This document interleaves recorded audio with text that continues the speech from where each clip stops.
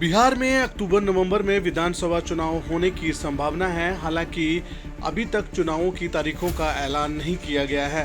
चुनावों के नज़दीक आते ही राजनीतिक हलचल चरम पर है। स्पेशल इन्वेस्टिगेशन रिवीजन और मतदाता सूची से नाम कटने के विवाद के बीच राजनीतिक दलों ने अपनी रणनीति तेज कर दी है।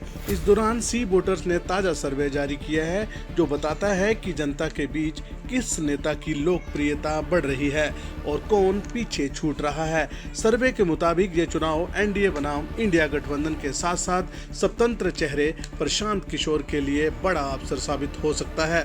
इस बार के चुनाव को वोटर लिस्ट विवाद और एसआईआर ने दिलचस्प बना दिया। राहुल गांधी और तेजस्वी भी वोटर्स अधिकार यात्रा के जरिए जनता के बीच लगातार संवाद कर रहे हैं। ऐसे में ये जानना बेहद अहम है कि जनता किसे सीएम के तौर पर देखना चाहती है। इसी को लेकर सी वोटर्स ने फरवरी, जून और अगस्त 2025 में 3 अलग-अलग सर्वे किए।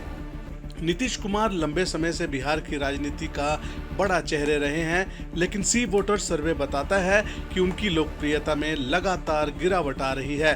फरवरी में 18% लोग उन्हें सीएम फेस के रूप में पसंद कर रहे थे।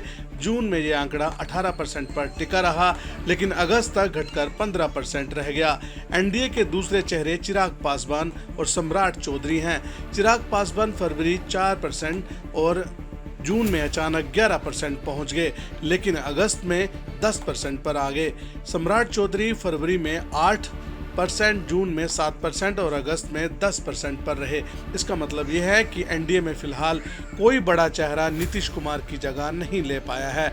तेजस्वी यादव इंडिया गठबंधन में सबसे बड़े दावेदार माने जा रहे हैं। सर्वे के तीनों चरणों में वे नंबर 1 पर रहे।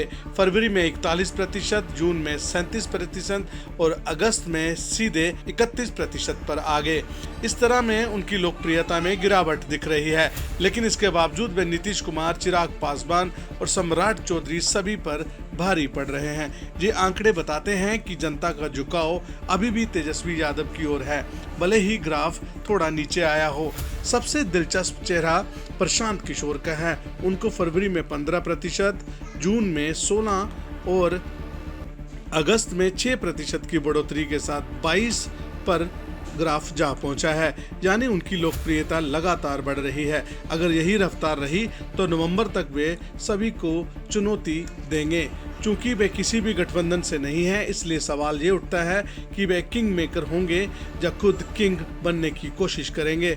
इस चुनावी माहौल में राहुल गांधी ने भी वोटर लिस्ट से नाम कटने और चुनाव आयोग की निष्पक्षता पर सवाल उठाए। एक सर्वे में 59% लोगों ने माना कि राहुल गांधी के आरोपों में दम है। 67% लोगों ने कहा कि चुनाव आयोग को राहुल गांधी के सवालों का जवाब देना चाहिए। ये मुद्दा सीधे तौर पर वोटरों को प्रभावित कर सकता है और चुनावी समीकरण बदल सकता है। ब्यूरो रिपोर्ट, नया भारत टीवी, नोएडा।